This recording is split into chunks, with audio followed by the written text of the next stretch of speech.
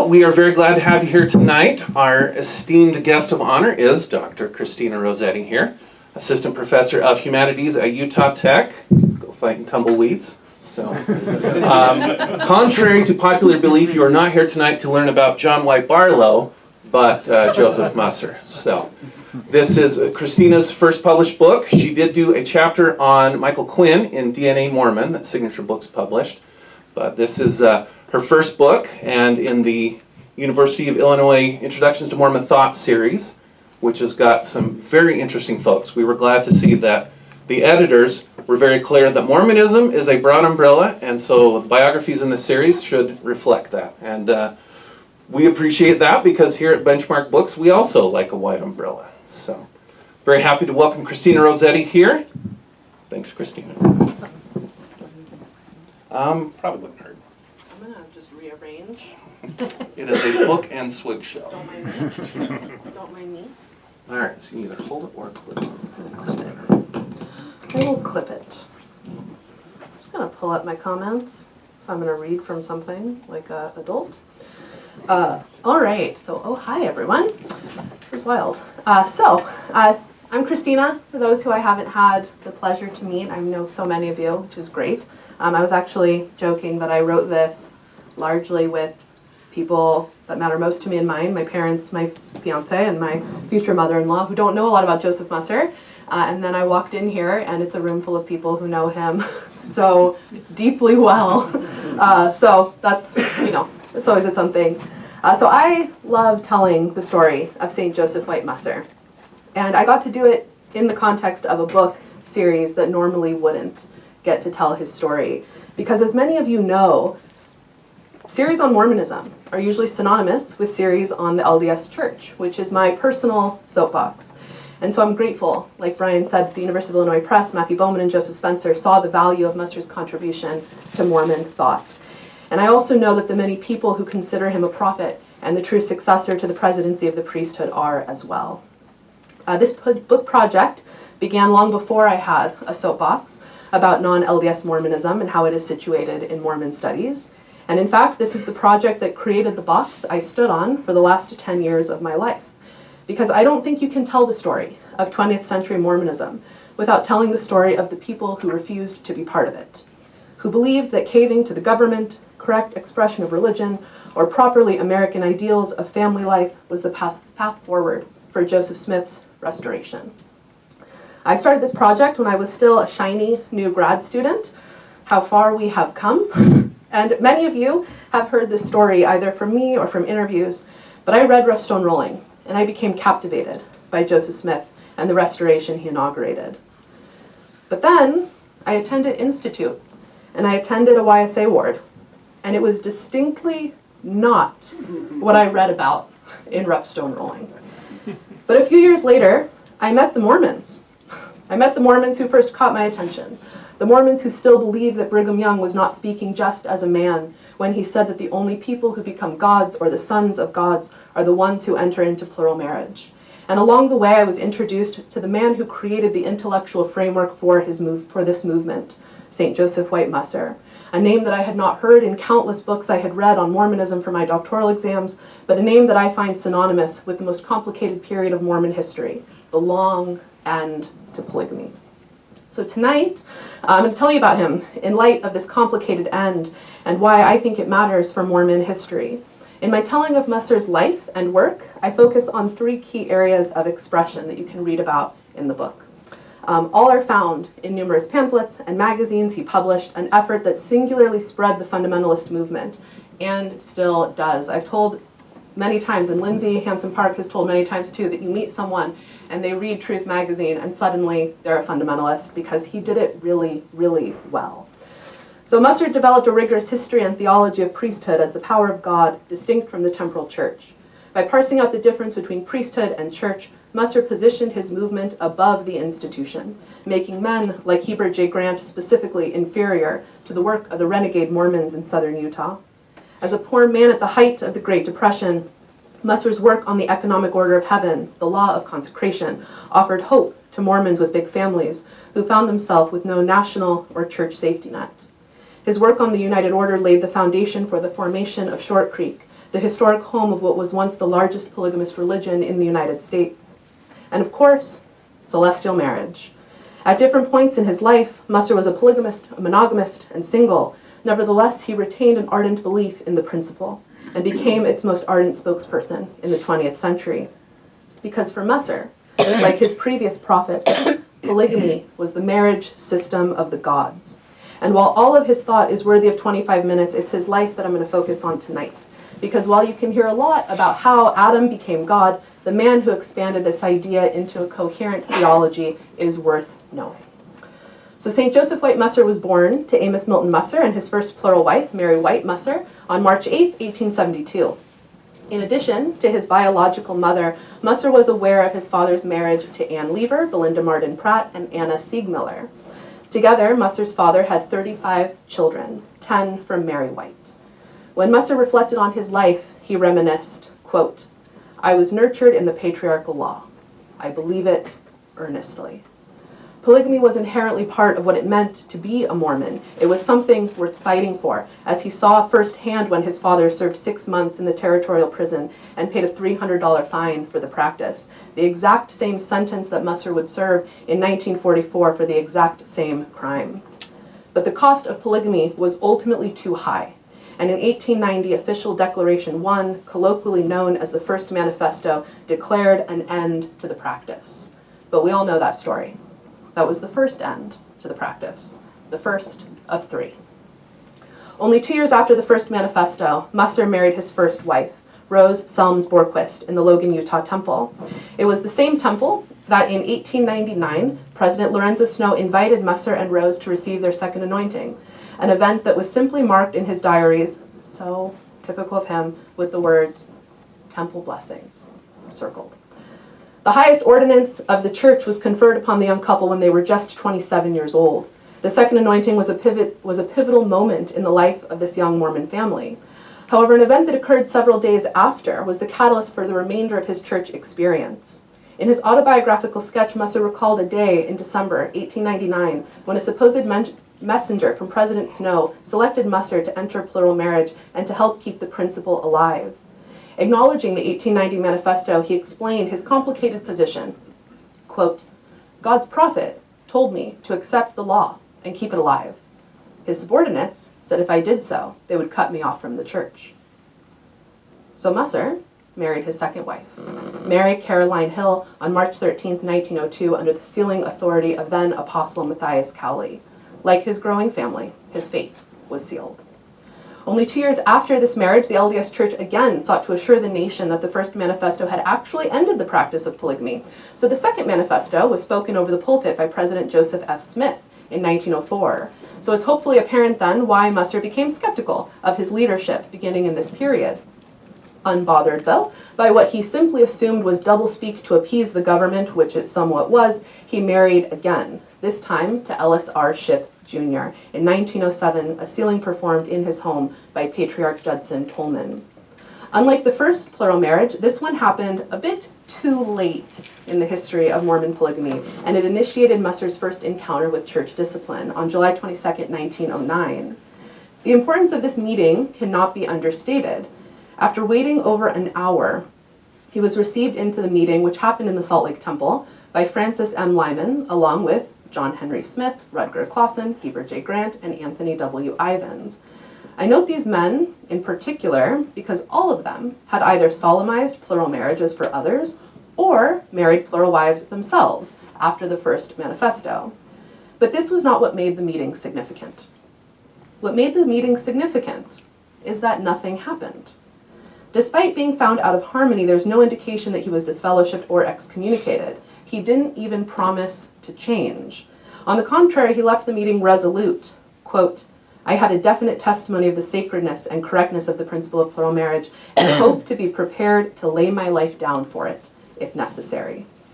Outwardly, the church ended polygamy twice. Internally, though, nothing. Beyond his writing, Musser's life highlights the ambiguity of Mormonism at the turn of the century. Its direction into the future was not always clear.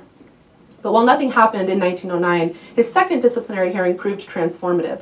On March 12, 1921, Musser was summoned to a council on the suspicion that he plotted to marry a fourth wife, Marion Bringhurst. Notably, the marriage never happened, but in the mind of church leaders, intent was enough to warrant discipline. When it came to plural marriage, the church was concerned with correct practice and correct belief. Musser was skeptical, didn't attend the hearing. What was he going to say? He was a polygamist. He was a proud polygamist in a long line of other proud polygamists: Joseph, Brigham, John. 10 days after his trial, the notice for his excommunication appeared in the Deseret Evening News, a copy of which was neatly taped into his journal. And I remember the first time I saw this diary entry, I waited to see it, because what would it say? How would he articulate one of the most significant moments in his life, the moment he lost membership in the faith that he called home? And then I saw it, typed clearly next to the excommunication notice. It said, March 12, 1921. Very busy at office. Because Musser was unbothered. He was unbothered because in the 1920s, excommunication for polygamy was not what we imagine it was. In some instances, as for Musser, it was something of a badge of honor. You get excommunicated for participating in the practice that transforms men into gods? Sure, seems like a sweet deal. It's even martyrdom. Both busy day at the office was just about to begin for Musser because his excommunication was not isolated, and those who found themselves on the margins of the church they called home began to find each other. Nathaniel Baldwin, notably, the inventor of headphones, was among the first to document the meetings of disenfranchised polygamous Mormons who lost their spiritual home following the Second Manifesto. Musser first attended in 1921, where he met the likes of John Woolley, Lawrence C. Woolley, Israel Barlow, and Barlow's sons, likely John Y. on Brian's shirt, men who later became synonymous with Mormon fundamentalism. Woolley stood out, both for his comments in these meetings and his somewhat revisionist narratives of the past, including when he said that Theodore Roosevelt's entry into the Grand Council happened, after which he accepted the patriarchal order of marriage and received his endowment. That never happened. But also that didn't matter, because in Woolley's meetings, the windows of heaven were still open, and the possibilities, because of it, were endless. Among Woolley's early claims was on October 6, 1912, a statement of facts about a catalyst event 26 years prior. Most people who read Mormon history, and most people in this room, are familiar with this story. One evening, when President John Taylor was in hiding amid tension over the practice of polygamy, voices emanated from Taylor's room. The voices were the late President Joseph Smith and the resurrected Jesus Christ, who offered instruction on the legal status of polygamy. In short, polygamy needed to remain until the millennium, and Jesus and Joseph had just the guys that were going to make it happen. Musser first encountered this story, called the 1886 Revelation, on March 12, 1922, at a special meeting in Nathaniel Baldwin's home. At the meeting, 200 people gathered for 6 hours to discuss the status of their marital practice and their polygamous families. He was instantly captivated. In defense of this revelation and the faith it espoused, he later penned Celestial Plural Marriage, the New and Everlasting Covenant of Marriage, and the Law of Plural Marriage. But being a fundamentalist Mormon was hard, especially as the Depression was looming and the presidency of Heber J. Grant was escalating action against the Mormons who refused to abandon their families and their pathway to exaltation. Musser lost family, he lost his job, he lost the security he knew of being a normal Mormon in suburban Utah, and he wasn't alone. What people need to understand is that the message of Mormon fundamentalism was not just about polygamy. It gave people a spiritual home, it gave people purpose, it vindicated them, and it also gave them authority. And for Musser, this happened on May 14, 1929, when Woolley laid his hands on Musser's head to offer him a blessing. Years later, in his widely circulated magazine, Musser reflected on the events of that day in great detail. He said, quote, "I was ordained a high priest apostle and a patriarch to all the world by a high priest apostle, and I was instructed to see that never a year passed that children were not born in the covenant of plural marriage." In addition to Musser, Woolley ordained J. Leslie Broadbent, John Y. Barlow on the shirt, and Charles Zitting. Together with Woolley's father, John W. Woolley, stands for Wickersham, the best name in Mormon fundamentalist history. The men comprised a priesthood organization that they called the Council of Friends, which they believed to be the most significant Mormon organization on earth. Musser would highlight this organization in his widely circulated Priesthood Items, a Priesthood Issue, and supplements to the New and Everlasting Covenant of Marriage. Woolley was a force, but the problem with Lawrence C. Woolley is that Lawrence C. Woolley did not keep a diary or ever transcribe his sermons. What we know about Woolley and the early fundamentalist movement and doctrinal formation came through the pen of Musser. Early in his involvement, Musser became something akin to a scribe and translator of the message, giving him great significance in his articulation and power in its promulgation. Beginning in 1933, Musser began, quote, publishing the truth, a calling that became Truth Magazine and Truth Publishing Co. In these outlets, Musser sought to outline the, quote, fundamentals, and the fundamentalist movement was born. Through his writings, a scattered movement became a cohesive faith community and a viable alternative for polygamous Mormons who saw the LDS Church as a faith of concession and modernism. The pamphlets circulated in bookstores and Sunday school classrooms, study groups, and late-night conversations among missionaries. More than just for the excommunicated, those who left the LDS Church for the higher law of fundamentalism often cited Musser's writing as the cause. And this was a concern, because after 2 manifestos, the LDS Church was still unable to get rid of their polygamy problem.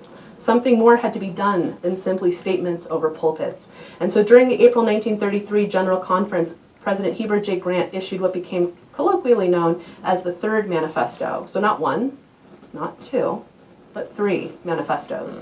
The official statement addressed several key points, including the definition of marriage as a monogamous union and Musser's claim of priesthood authority outside of the LDS Church.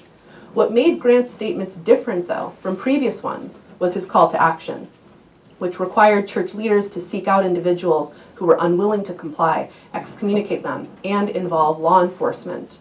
Whereas one could technically believe in plural marriage and retain church membership before 1933, despite frequent excommunications after 1909, Grant's statements ended the ambiguity. Musser reacted by getting married.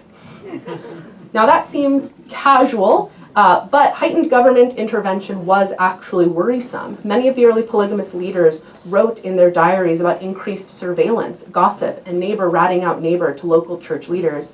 Men lost their jobs and children were barred from school programs. The increased turmoil under Grant's presidency made it clear that polygamists were not safe in the city and needed to rely on one another for protection. A more formal establishment away from the LDS headquarters in Salt Lake City was the solution. So amid rising fear within the polygamist movement, Lawrence C. Woolley sent Joseph Lyman Jessup, a Mormon polygamist excommunicated in 1924 for preaching plural marriage, over an LDS pulpit, and his 2 brothers to southern Utah in an effort to find a safe place for the Mormons to practice polygamy away from the watchful eye of both the government and the church. Musser's outline for a theological vision, the economic order of heaven, became the vision for the community. And that community became Short Creek and represented a future hope and a possibility for a suffering people. It would be, as the men of the Priesthood Council referred to it, a principal place, a refuge for the saints. It can't be understated that more than just religious implications, Short Creek served a tangible temporal need, because by 1932, the Great Depression had a devastating impact on Utah. Unemployment skyrocketed to 35.9%. By the end of the Depression, almost 1/3 of the state had received aid from the Reconstruction Finance Corporation. As excommunicated members of the LDS Church, polygamists did not have access to social programs established by the church for its members, or the community support that many found for themselves in this challenging time. But also, as felons, government aid was out of reach. In response, Musser did what he always did. He looked to history, and he found hope in the possibility of reestablishing Joseph Smith's Mormonism. In this case, the United Order, the early Mormon communitarian program based on tithing and consecrating everything to the community. The communitarian vision of early Mormonism transformed the fundamentalists in southern Utah from a fledgling group of outcasts into a unified body of believers who eventually incorporated aspects of the United Order into their own organization that sought to rival the LDS Church. Woolley never saw the vision of Short Creek come to life, because Woolley died in 1934 and was succeeded by J. Leslie Broadbent, who died, again, also the following year, 2 prophets, so quickly. Leadership fell to John Y. Barlow, a man that Musser sustained, but certainly not without question. However, internal concern took a back seat to external prosecution that escalated shortly after the polygamists arrived in southern Utah. The prosecution came at the hand of County Attorney Elma Bollinger, who pointed the finger at the LDS Church as the impetus behind the legal escalation. For Musser, the LDS Church was to blame for the hostility that led to the Short Creek arrests and the increased antagonism that many polygamists felt in their LDS community. LDS culpability was only solidified with the implementation of loyalty oaths under Heber J. Grant, which Musser published in Truth. Musser used his pen to shine a spotlight on the LDS Church, their concession, their complicity, and their cowardice. This was famously not the final government raid on the community. Musser's journals became sparse in the last decade of his life for many reasons, not the least of which was that he was arrested on March 7, 1944, with 44 other polygamist Mormons, including women. Officers booked the Mormons into Utah State Prison in Salt Lake City, where they were esteemed as ideal inmates. The guards loved them. With the Short Creek community leaders in prison, Barlow devised a plan to speed up their release. The plan was a pledge to align with the state on plural marriage, and this caused division among the men who read the document as a surrender to the government, not unlike the surrender they saw in 1890 among their leaders in the LDS Church. But after much debate, Musser became one of the 10 men who signed the document without intention of ever living up to that promise. And we know that he had no intention of ever living up to his promise not to do polygamy because he kept getting married and he kept telling people that they should too. Shortly after their release, Barlow died, and Musser assumed his role as the president of the priesthood. In this role, he expanded doctrine and solidified a theological identity for the Mormon Fundamentalist movement. He expanded Brigham Young's vision of deity when he testified that Adam is God and Joseph Smith holds the office of the Holy Ghost in this dispensation. He promulgated Woolley's framework on the marriage system of the gods and the necessity of a quorum of wives. He even named Adam's wives. He oversaw the missionary movement to Mexico and articulated a vision for the kingdom of God, of which, of course, he was the head. In all of this, Musser kept a careful eye on the LDS Church. As an increasing number of people left, either forcibly or on their own, Musser and the faith he left was always there waiting. Soon after his release from prison, Musser suffered a stroke, and he was placed under the care of Dr. Rulon C. Allred, a naturopathic physician and chiropractor born in a polygamous family in Colonia, Chihuahua, Mexico, and also later a beloved leader in the Mormon Fundamentalist movement. As his health declined, Musser infamously ordained Allred as his second elder, bypassing the usual hierarchy. The ordination remains today among the most controversial and contested ordinations in the history of the Mormon Fundamentalist movement, and you can read all about that controversy in the book, because I'm not going to touch that one. After Musser's death, it's a tough one with this crowd. I know all of you. After Musser's death, Allred assumed the office of president of the priesthood and held authority over the After Musser's death, Allred assumed the office of president of the priesthood and held authority over the polygamous Mormons from his home in northern Utah. Today, the group that Allred incorporated under Musser's authority remains the largest Mormon fundamentalist religion in the Intermountain West. St. Joseph Wright Musser died on March 25, 1954. To commemorate his life, Truth published a full-issue memorial for the late editor, complete with a biography, highlights from his editorial days, and statements from the men who knew him well. Included was a letter from Musser outlining his will for his eventual funeral. It included the use of the hymn, O My Father, True to the Faith, and Come, Come Ye Saints. Thinking forward to his death, he indicated the desire for a simple funeral with close friends gathered to pay their respects. He said, quote, I hope when I die, I will go where the Lord intends me to go. I love my friends, and I testify that the gospel is true. All of it. Of course, the simple funeral he had in mind did not become a reality.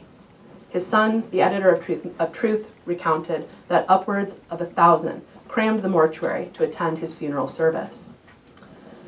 In a time of significant change in the LDS Church, Musser's life is an exemplary account of a Mormon who disagreed with the Church's response to modernization.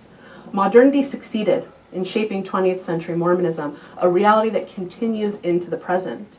The end of plural marriage in 1890, 1904, and 1933, as well as the subsequent excommunication of dissenters, allowed Mormonism to become a fully American religion and participate in a version of modernity that aligned itself with Protestant norms.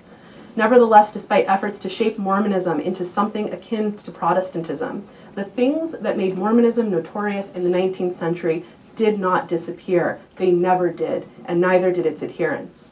Musser's life and his Mormonism offers a glimpse of an alternate way to be a modern Mormon. In many ways, Musser work became a useful tool for the LDS Church as well, because he offered the foil by which the Church of Jesus Christ of Latter-day Saints became increasingly accepted within the American mainstream. The LDS Church was modern, they said, not like those Mormons on the border. The silly Mormons, to use Heber J. Grant's word. It is my belief, after spending years with Musser's memory, that he would have wanted to be remembered for embodying the ardent resolve to retain the fundamentals of Mormonism, even those that seemed strange or antiquated to outsiders. He also would have liked to be remembered as the thorn in the side of the LDS Church, and it is his success in both of these that make Musser one of the greatest contributors to Mormon intellectual thought in the 20th century. And so in closing, I want to leave you with the words of someone who loved Musser. He wrote this as Musser was nearing his death, and it's a poem that can be found in the front of the book. It says, "He is loved by the faithful, despised by the false. He is human, so he has his virtues and faults. When his life's page is written, you'll find his faults will be minute, his virtues sublime. For his faith in the priesthood, we'll all say amen. A true gospel champion is JWM." Thank you.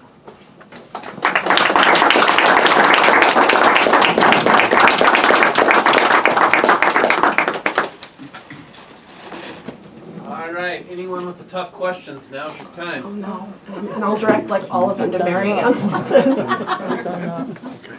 What was your favorite part about researching and diving really deep into this this culture and the materials for writing this book? My favorite part in general of studying Joseph Musser was getting to meet the people who still believe in him, and getting to go to their houses and meet them and talk to them and learn from them. All the fundamentalists that allowed me to hear what they thought about him, I'm going to cry, was something else in general. But like I mentioned, I mean, I encountered Mormonism as like cute kids on bikes. And, you know, I mean, they're the cute Mormon kids on bikes. Like, that's what I thought Mormonism was. And so I loved learning that there's another way to be Mormon. And it's a way that Joseph Smith would have been really proud of. Yeah, Claire. Adam's wives? Did you say he named Adam's wives? Can you tell us about that? Well, the first one, we all know her name. It's in the Bible. There it is, Eve. He also had Phoebe. There was a Mary. Anne, you look like you're verbalizing names. It names 3 of them. Is Phoebe? Sarah, was it Sarah? Sarah, Phoebe, Eve, Yeah, Lilith. yeah. Brother Dave would know really well. He does. Joseph Musser wrote a really beautiful issue of Truth magazine for Mother's Day, where he commemorated the wives of Adam, the wives of Jesus, and also made some note to the wives of Joseph Smith. So the Mother's Day issues, if you're interested in the women of like who are the queens and priestesses of this earth, the Mother's Day issues of Truth magazine are usually pretty great. Never a better time to mention them.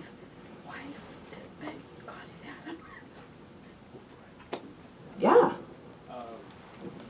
With converts out of the mainstream church, in the last couple of years, we've been traveling around and discussing specifically Rue on Allred and Joseph Musser, the second elder ordination. I know it's complex, but you know what I found interesting is I wanted to find as much record as I could of what Joseph Musser did after May 1st when he ordained Rue on Allred for the last almost 2 years of his life. Do you have much information on what Joseph Musser did those last 2 years with the priesthood council and everything? Yeah, so for the book specifically, a lot of the documentation was, of course, not from Musser. A lot of it came from the Joseph Lyman Jessup diaries, which we have Mary Ann Watson to thank for having those. The sermons of Joseph Musser have some things in there, and then a couple of the women from the early movement have diaries available that talk a little bit about it. But outside of that, we don't have really a lot from Joseph Musser's pen noting what had happened immediately after. So the Deseret Historical Archive has a lot of the diaries from there, but the Joseph Lyman Jessup diaries are a great kind of starting point to see what happened following the whole shebang with Rule and Allred. That has a lot of opinions on that ordination in this room. Yeah.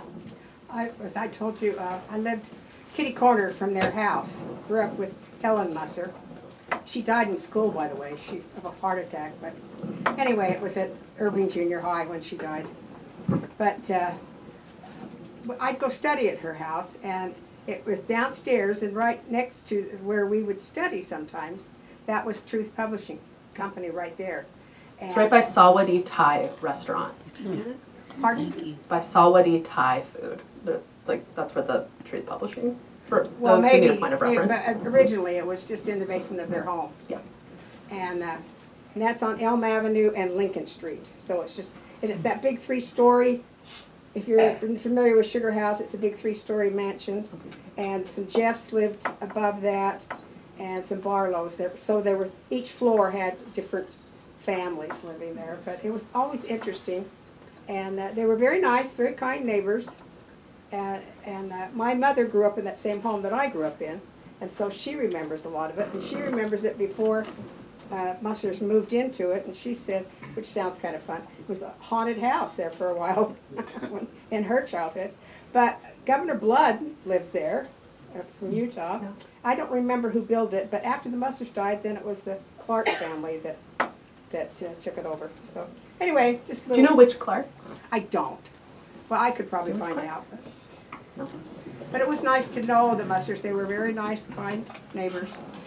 Always to themselves. Joseph You know, lived in so- the avenues and and their Thai lived yard in that was always Lincoln kept very Street nice. house. That's right. Did So. Joseph live in there? I didn't think he did.